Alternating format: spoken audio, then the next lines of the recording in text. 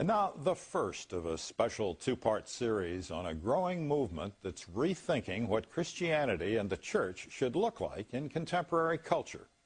Some call it the emerging church, some say it's emergent. Whatever it's called, it's developing among both evangelical and mainline Protestants, especially young ones. For some it's confusing. It's also controversial, as Kim Lawton reports.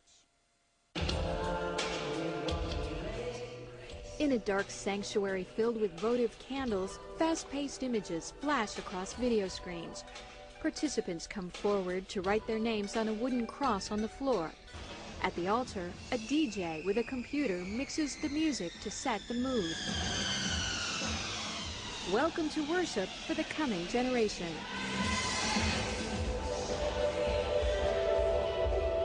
More and more Christians say the usual ways of doing church no longer resonate in a contemporary postmodern culture. Seeking to fill the gap, a growing movement called the Emerging Church is developing new forms of worship and theological questioning for a new cultural context. Christianity is just simply not a stagnant belief, and I know that that comes as a very hard concept for some people to put their minds around or for people to accept. But Christianity has never been stagnant, and it has never been about uniformity. But critics fear some parts of the movement may be heading in a dangerous direction. You keep moving farther out and farther out and farther out until the whole cultural shift that is sometimes characterized by the label postmodern begins to domesticate what the Bible is actually about. And at that point, it becomes more than troubling. It becomes really a threat to historic Christianity. The emerging church movement began several years ago as a conversation among evangelical Gen X leaders who were alarmed at church dropout rates among 20s and 30s. About the same time, a pastor from Maryland, Brian McLaren, began writing about what he saw as a growing disillusionment with the way evangelical Christianity was being practiced. So it's very exciting coming together of some of these younger leaders and some of us a little bit older saying, this is our world and this is the future, and the Christian faith and our individual churches, we've got to engage with it and deal with it. They formed a loose network named Emergent to discuss what it means in today's world to follow Jesus and to reach out to others. Their discussions exploded over the internet, especially through several lengthy and ongoing blogs. The network now sponsors national conventions and offers resources, but emergent leaders still resist becoming institutionalized. Many vigorously deny that it should even be called a movement. Call it what you want, the emerging church is having a big impact across denominational lines. But there are no easy labels. Participants have called themselves postmodern, post-conservative, post-liberal, post-evangelical, and post-Protestant. Professor Scott McKnight of North Park University in Chicago is closely monitoring the emergent conversation and its participants.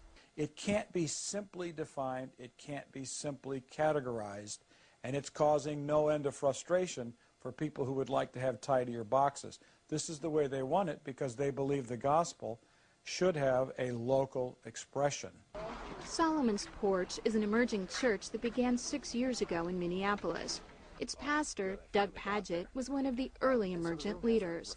The church meets in the round and has couches and recliners instead of pews. When you sit on a couch as opposed to a bench or a pew or something else, you just sort of have this sense that you're supposed to talk to that person because who do you sit on a couch with other than a friend? And so it implies a relationship. Why do you worship this way in the round as opposed to, a more traditional model, which is everybody looking forward? We're trying to say something about where power lies in our community.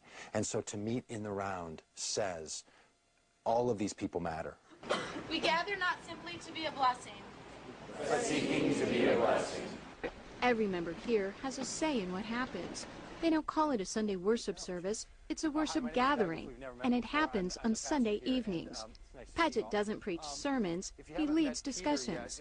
No question is off limits. There's a sort of a comfort in knowing that, one, I don't have to have the answers, and that there aren't necessarily answers.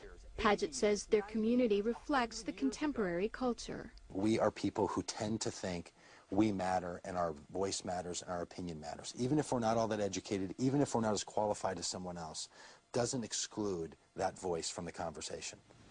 Individual emerging churches may look different, but they share many characteristics. Most are casual, with a big emphasis on the experiential. It's not just a matter of coming and sitting in a pew and enduring 50 or 70 or whatever minutes of observing something happen. But it's saying, I want to experience God. I'm interested in coming into an experience here. Worship is participatory and multisensory. People are encouraged to tangibly express their spirituality. Many are weaving together elements from different religious traditions, especially Catholicism and Eastern Orthodoxy. Some are discovering medieval mystical practices, such as walking the labyrinth, but adding decidedly modern twists. It's a pick-your-own-mix approach that also stresses community and social justice. More and more of us are feeling that if we have a version of the Christian faith that does not make us the kind of people that make this a better world, we really want no part of it. There are similar practices in mainline Protestant churches, such as Cornerstone United Methodist Church in Naples, Florida. There, a blue jeans-wearing, electric guitar-playing minister leads a lively service that combines United Methodist tradition with high church liturgy and a Pentecostal flavor. I joke around in saying that I'm more of a Catholic-Costalite than I am a United Methodist. And I think that's because each of those traditions has added so much to my faith experience and my growth. Historian of religion Diana Butler Bass has studied mainline congregations. These mainline churches are as dissatisfied with their bureaucratic structures and their denominational structures as these emerging evangelicals are with the traditional patterns of setting up evangelical congregations. So they're on both sides of this conversation. They're reaching towards new kinds of structures. And it's more than just worship styles. Some, but not all in the emerging church movement, are urging profound theological reassessments. They advocate wrestling with traditional understandings of the faith rather than accepting pat answers. It's more important for us to feel like we are representing a beautiful expression of our life with God than it is to be right about everything. Many of these emergent voices are less certain of their theological ideas, and this appeals to a generation that is given to dialogue and to discussion and to conversation and not making firm judgments about people. In some cases, McKnight says, they are challenging deeply held views. They're asking questions about how we should understand our relationship to Scripture. Is it inerrant? Is it true? They are asking questions about what we should believe about the afterlife. Brian McLaren has been especially provocative. When we make it sound like we have all the bolts screwed down tight and all the nails hammered in and everything's all boxed up and we've got it all figured out, at that moment, I think we have stopped being faithful. There is truth to be announced. If you start losing that, you really step outside what Christianity is. The gospel is something to be taught and to be believed. It is not something simply to be experienced. Professor Don Carson of Trinity Evangelical Divinity School in Illinois is among the evangelical leaders troubled by some emergent ideas. His new book critiques the movement. Some in the emerging movement, so influenced by postmodern sensibilities, find any mention of truth, objective truth, angular or offensive. It might sound intolerant.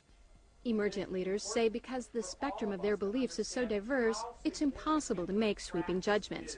Tony Jones, Emergent's new national coordinator, is not concerned by charges of theological sloppiness. Is it more sloppy than what a systematic theology professor does, sitting in his tenured chair typing up a book on the doctrine of the atonement? Yeah, it's messier than that, but that's, I think, theology as it works itself out in the lives of human beings who are kind of scratching and clawing their way to try to follow Jesus on a daily basis. It's a messy endeavor, and I embrace that messiness. Still, even sympathetic observers say the movement faces big theological challenges. I understand that many of them want to ask good questions, but for things to be Christian means that there are answers and there are limits to what those answers can be. There are also questions about the extent to which the emerging church conversation will push out beyond a white middle-class movement to become truly diverse and global, and whether it will have a lasting spiritual impact. The emerging church is a place conversation and dialogue and movement. Where that's going to go, we don't know. We're figuring this out together. We don't have an agenda of what it looks like at the end of the road. We just want to gather up people on this road who want to go together on it.